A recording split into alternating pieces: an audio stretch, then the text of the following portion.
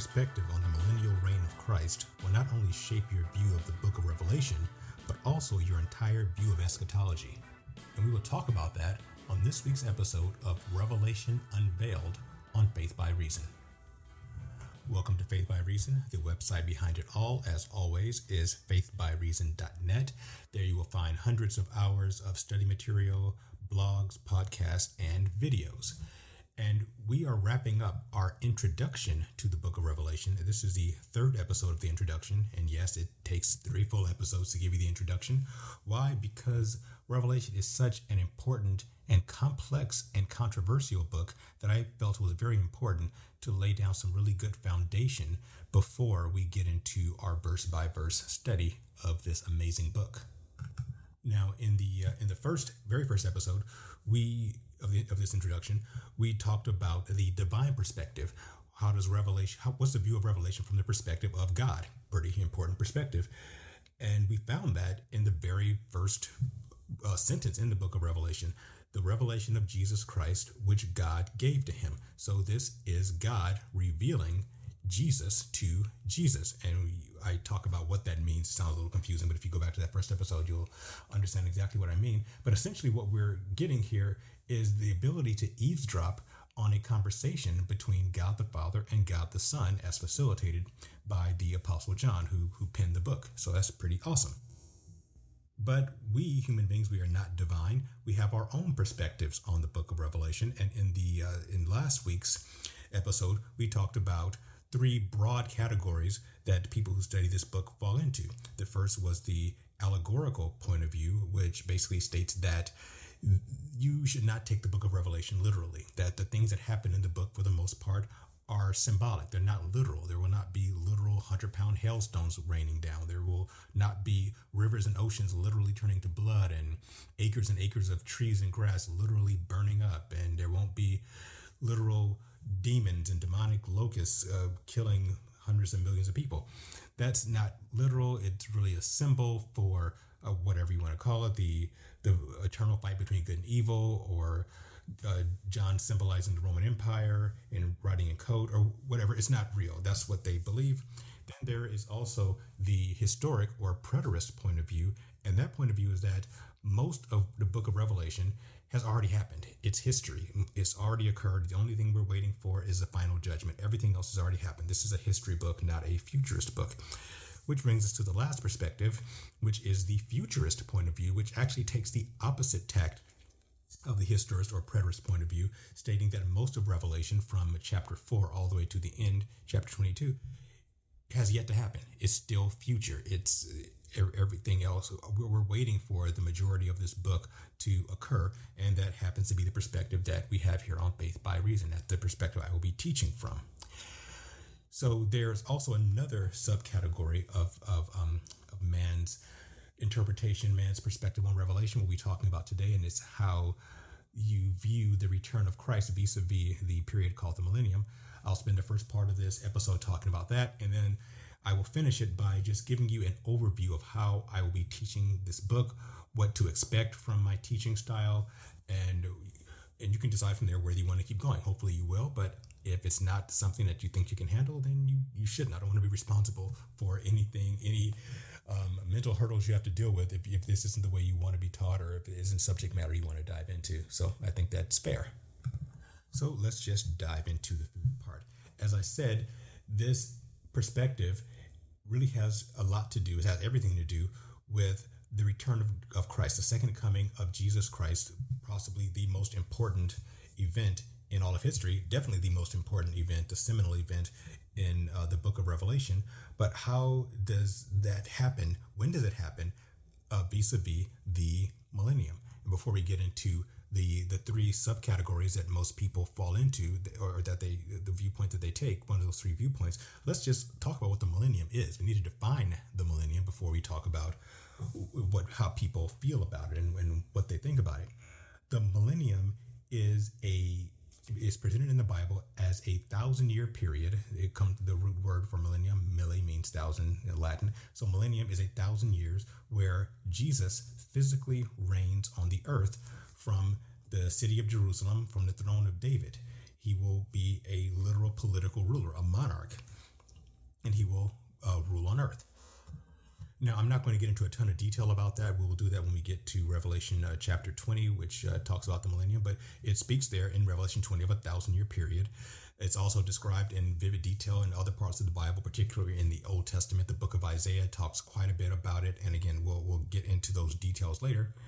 But just know that during the millennial period, the Revelation tells us that Satan is chained up. Jesus has complete monarchical rule over, easy for me to say, over the earth. And the Jewish people rule with him.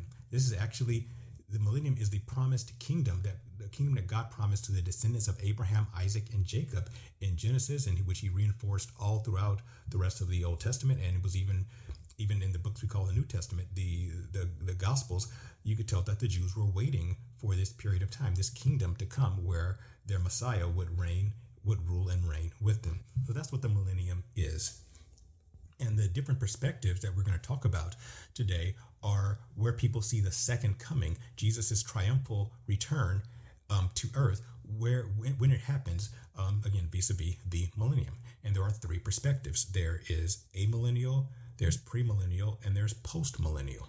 So let's start with amillennial. As you can probably tell from the word itself, amillennial, you probably have a little hint about that, because anytime you put the word a in front of a category, it pretty much means you're against it. Like, atheists are against theism. They're atheists. They don't believe in any type of theism, any type of divine supernatural stuff. Amillennialists don't believe in a literal millennium. They believe that the idea of a millennium is mostly symbolic or allegorical. So they have a little in common with the people who take the allegorical point of view of Revelation we talked about in the last episode. Amillennialists, again, don't believe that there will be a literal 1,000-year period. They don't believe that Jesus will literally physically rule from a literal Jerusalem on a literal throne with the literal Jews. They see this as symbolic. The most popular symbology of it is that that Jesus rules in our heart. The kingdom of that they're talking about, the kingdom of God, the kingdom of heaven that's spoken of by Jesus a lot in the Gospels, is when Jesus rules in the hearts of Christians. So because Christians have Jesus in their hearts and he's ruling us and Christians are in the world, that's what he's referring to. He's just speaking in symbolic terms. In all of the Bible, the areas that talks about this, the millennial rule, they're speaking symbolically. So who believes this? The biggest group that believes it is Catholicism. It is actually Catholic doctrine. Amillennialism is a Catholic doctrine. They don't believe that there is that Jesus will literally rule. They actually believe that since and when I say they, I'm speaking of the Catholic hierarchy in the Vatican, the Pope and the cardinals and all those folks, they believe that they are Christ's representatives on earth. The Pope is called the Vicar of Christ, Vicarius Christus. He's the replacement of Christ on earth. So he is in the place of Jesus, and as he rules over the church, he is in that position. And the way this came about was actually a practical reason in some sense. If you look at who the popes are and what kind of people they've been throughout history, and even up until modern times, they've not been the best quality people on earth. In fact, they've been quite the opposite. Doing an objective study of the people who've been called popes throughout the centuries, especially in the medieval times, but again, even up till this day, they've been some pretty despicable human beings, some of the worst people on the planet. We're talking mass murderers. We're talking people who ruled with an iron fist, who advocated and promoted torture of people who didn't want to toe the line, who declared wars on Jews and on Arabs. They've not been great people. But what they did do, they coveted power, they coveted wealth. The Catholic Church is extraordinarily wealthy. My wife and I spent this last summer of 2019 in Italy, and we went to Rome, and we visited the Vatican. Vast amounts of wealth there. I mean, it's ridiculous. Despite the fact that the church claims poverty, there is one of the richest entities on earth. I mean, if they sold just 10% of the artwork they have, they could probably feed every hungry person on earth, but they don't. I don't want to get too far into the Catholicism. We'll talk about it when we get to the 7 letters to 7 churches. But these were powerful people who liked to rule. These were evil rulers. So why did they take an amillennial stance? We have to understand that what the millennial rule says, the millennium is about Jesus coming down and physically overturning the evil rulers of the world and reigning in their place. Well, you would have to imagine that that concept wouldn't be terribly popular with the evil rulers. So instead, they changed it to amillennialism. They said symbolic. Oh, no. Jesus is not going to come and take over. We're here in his place. We're the popes. We're the cardinals, blah, blah, blah. He just rules in our hearts. So that's why they believe that. Another significant group of people who ironically believe in amillennialism, at least tacitly, is the majority of the mainline Protestant churches, for a couple reasons. One reason is the reason I gave last week about why the mainline church takes an allegorical view of Revelation, which is they just don't teach it. The church in general here in America and around the world, they just don't teach end time stuff. They don't teach Revelation. They don't teach the millennium. So if you don't teach something, you're basically pretending it doesn't exist. And if you don't believe it literally exists, then you must believe it's allegorical. So they tacitly had taken a millennial point of view. And the other reason is a very subtle, almost benign, but subtle anti-Semitism. You see, as I said, one of the main aspects of the millennial kingdom is that Jews, the Jewish people, will be literally ruling and reigning with Christ. So will the church. We'll talk about that in a bit. But the Jews will literally be reigning with Christ. And the mainline Protestant church is not very Jewish focused. Of course, we acknowledge the Jewish people, the Old Testament and all that, but their focus is mainly on the church, and they kind of put the Jews on the sideline as far as their relationship with Jesus.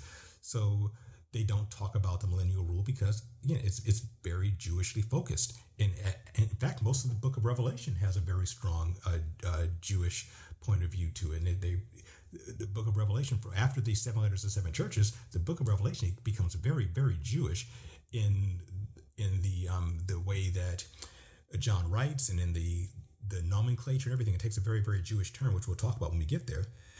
But, the church isn't all that fond of that. So they take an amillennialist point of view. All right, what's the problem with amillennialism? Well, the biggest problem with the amillennial point of view is that it basically makes God a liar.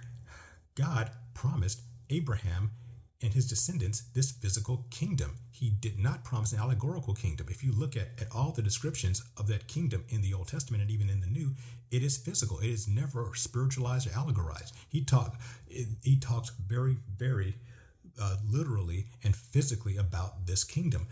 And so if God goes back on his promise to Abraham, then God is a liar.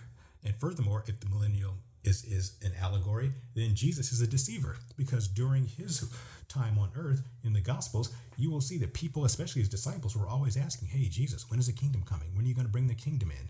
Now, if it was an allegory, Jesus would have said, hey, guys, slow down.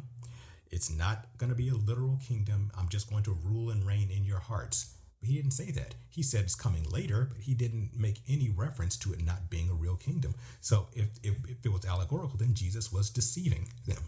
And since I don't believe God is a liar and I don't believe that Jesus is a deceiver, I don't take the amillennial point of view. And honestly, I think the people who hold an amillennial point of view don't hold it for honest, honorable reasons. I think they hold it for self-serving reasons, and so I reject it. All right, let's move on to postmillennialism. Now, the postmillennials, much smaller group of people. It used to be a lot bigger, but it's pretty small now. It's pretty rare to find postmillennials. But what they believe is that Jesus will physically return after the millennium, that there is a millennium, that we're currently in the millennium, and at the end of it, Jesus will return. How does that work?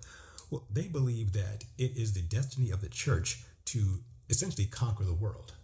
They look at the parable of the mustard seed that Jesus gave in Matthew chapter 13, when he talks about the mustard seed, which is a small seed that's planted, but then it will grow into this gigantic tree that's so big and so pervasive that even the birds of the heavens nest in it. And they believe that mustard seed to be the church. The people who take a postmillennial point of view believe that the church will start as a small seed after the resurrection of Christ. In the book of Acts, the church begins, and it will just grow until it just encompasses the entire earth. So their point of view is that the church will keep growing and growing in influence and power until the church is a dominant cultural and political force on earth. And then they will rule for 1,000 years on earth. The church will rule. And then after that, they will basically perfect and purify the world for 1,000 years. And then when Jesus returns, they will present this world to him as a gift.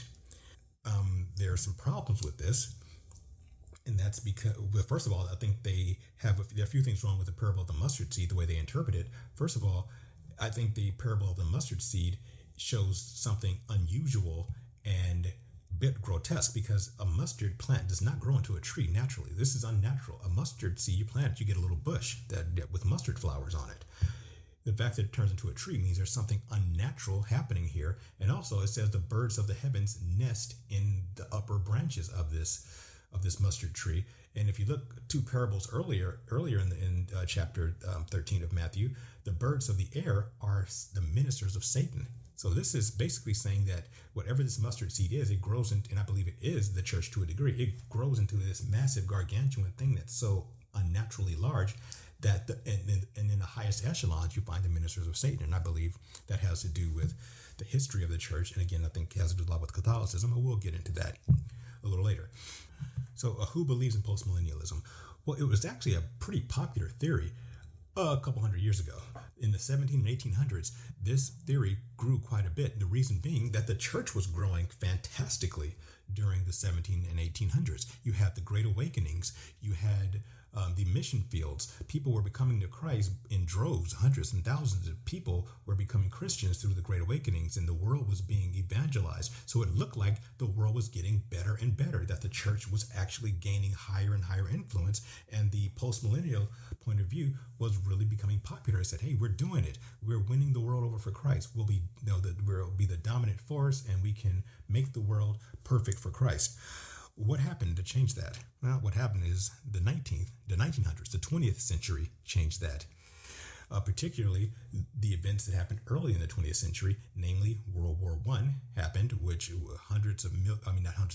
tens of thousands, several million people died, were slaughtered in that great war. Then 20 years later, you had World War II, 50 million more people slaughtered in World War II. And then you have the communist revolutions in Russia and China, where you had about 80 to 100 million people slaughtered there. And you have the 60s counterculture, the God is dead movement, the rise of perverse sexuality, so forth and so on. So the world wasn't getting better. The church was not winning. The church actually looked like it started losing. And as it started to look like the church was losing, the postmillennial idea kind of faded, because it figured, okay, it isn't happening the way we thought it was. Now, there are a few holdouts that still believe in it. People of the Dominionists, the Kingdom Now group, very small group, but very, very passionate about their belief in postmillennialism. But again, not very significant numerically. So, what is the problem with the postmillennial point of view? Well, there are a couple. The first and most pervasive is what I just said, that the church isn't winning. Things are not getting better. Things are getting progressively and exponentially worse. So it's really tough to hold on to the belief that the church is winning when we're not. Also, it denies the Jewishness of the millennium. The postmillennialists kind of completely disregard that the Jewishness of it, and that, again, will make God a liar, because he broke his promise to Abraham. And lastly, it's been more than 1,000 years since the church was planted in the book of Acts. It's been a couple thousand years. So if the millennium is if we're in a millennium already, then God's not very good at math, because it's been more than 1,000 years. And one more point that I always find kind of amusing, Chuck Smith, who started the Calvary Chapel movement, he has a saying that says, if we're in the millennium now, then Satan's chain is too long. Satan's supposed to be chained up, but the world is still under his influence. So he has way more influence than he should have if he's locked up and chained away. All right, which that brings us to the final point of view, and that is the premillennial point of view. And as you can probably guess, that's the one that Faith by Reason embraces, that I will teach from. And that states that Jesus will return first at the end of the so-called tribulation period, which we will start talking about when we get to Revelation chapter 6. But at the end of that period, Jesus will return after, during the so-called Battle of Armageddon. Jesus will have his triumphant return, and then he will set up the millennium after that. So Jesus, premillennial, he comes before the millennium, and he sets up the millennium. And during the millennium, Christians and Jews will rule and reign with Christ for a literal 1,000 years. He will rule from Jerusalem. He will fulfill all the promises that were made to Abraham, Isaac, and Jacob. And again, we'll get into a lot of detail about the millennium when we get to Revelation chapter 20. So just to review, faith by reason is a futurist and premillennial. Those are the points of view that we take, that I will be teaching from, that the most of Revelation has yet to occur, and that Jesus will return before the millennium. He will set up the millennial kingdom when he returns.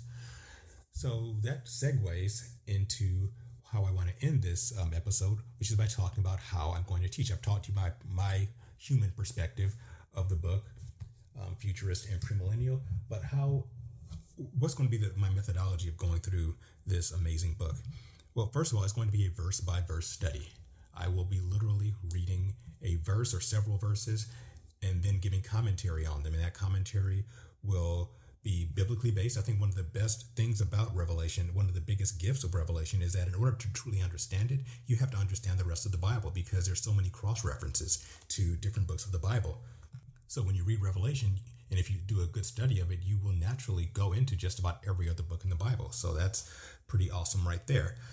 And as I said, there will be lots of cross-referencing from the Bible, cross-referencing from what's going on in history. So I'm a huge student of history, and if you don't like history, you probably won't like these episodes, because I get pretty deep into history. But I think it's fascinating because our history helps us understand our future, and since I believe that most of Revelation is yet to come, I think knowing our history and how it is and will affect us is very important.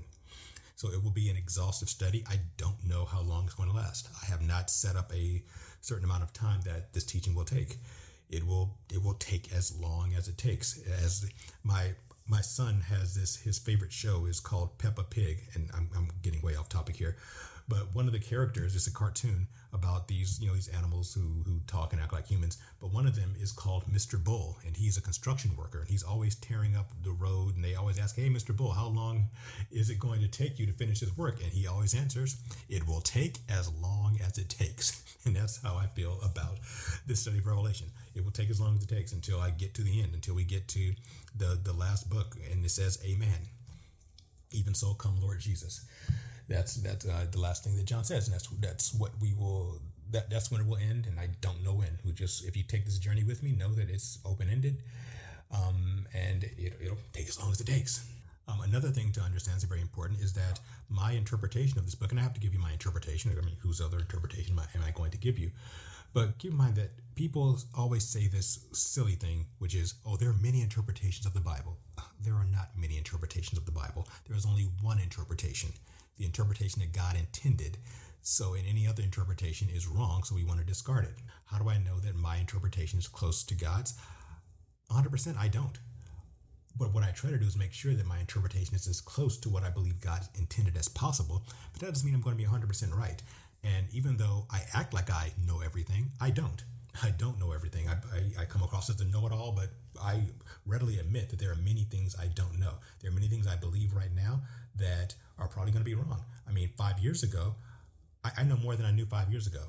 And 5 years ago, I knew more than I did 10 years ago. So I'm always learning new things. Every time I read the book of Revelation, and I've been studying it since I was a kid, every time I read it, I learn something new. But what I'm going to give you is my best understanding based on everything I've learned and my prayers, my meditations, and my studying and everything. And I try to be as clear as possible that this is what I believe, and I tell you why I believe it, but I'm not expecting you to take what I believe at face value. In fact, if you believe everything I'm going to teach in this book on face value, and you don't check it out for yourself, then you just failed the course.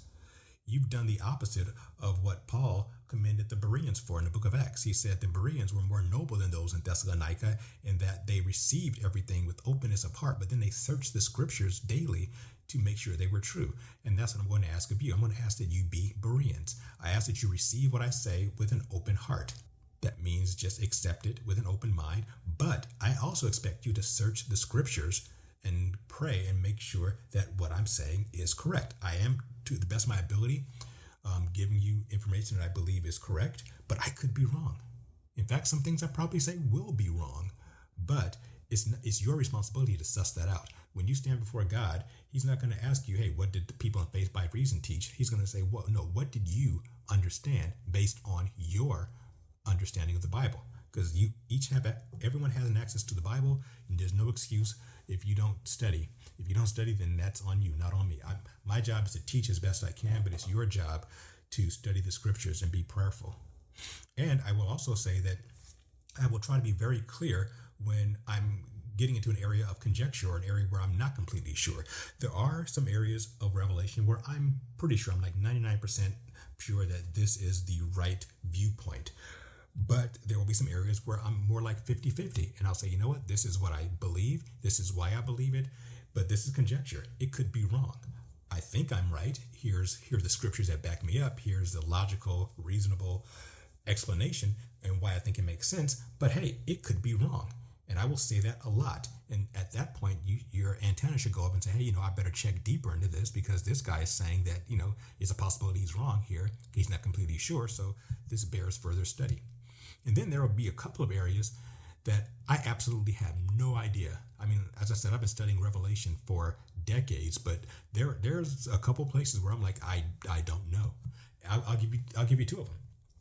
One is in Revelation chapter 9, when the fifth trumpet is sounded, and you have these demonic locust-like creatures who come on the earth, and they torment men for 5 months. And during this period of time, the Bible says that men will try to die, and they won't be able to, that death will flee from them.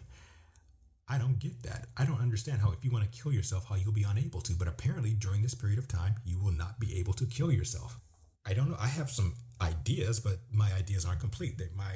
My theories on how this is possible have some holes in it. I will totally admit that to you, because I don't get it. I mean, if you want to kill yourself, if you want to throw yourself off a skyscraper and you splat on the ground, I don't understand how you'll still be alive. I don't get it. So, and I readily admit that.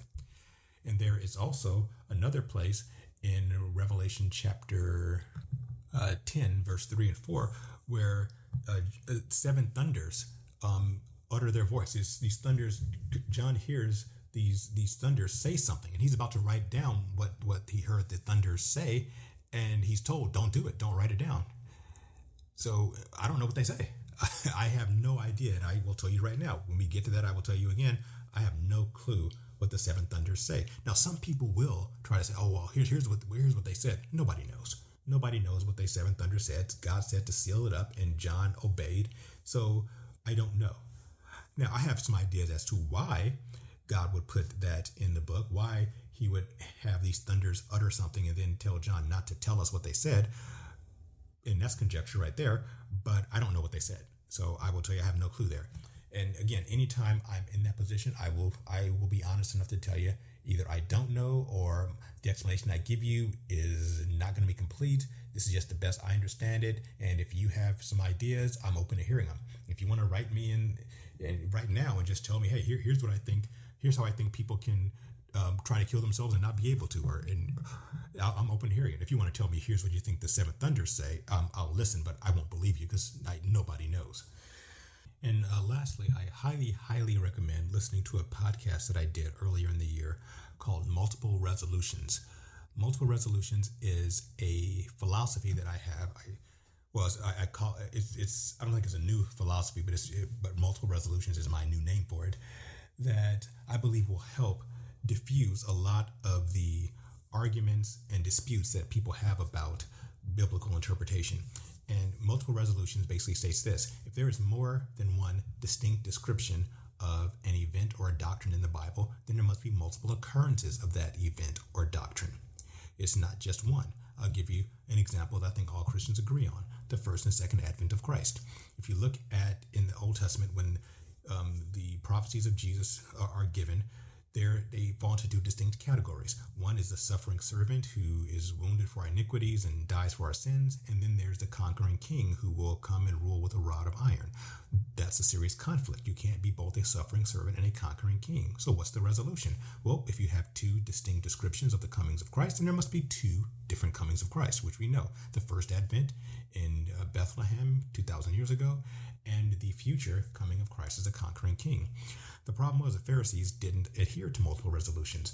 They figured there's only one coming of Christ, so they only believed the the description that they liked, that of the conquering king, and they ignored the one of the suffering servant. And that resulted in them not recognizing Jesus when he came in the first century as a suffering servant, and they ended up having him killed.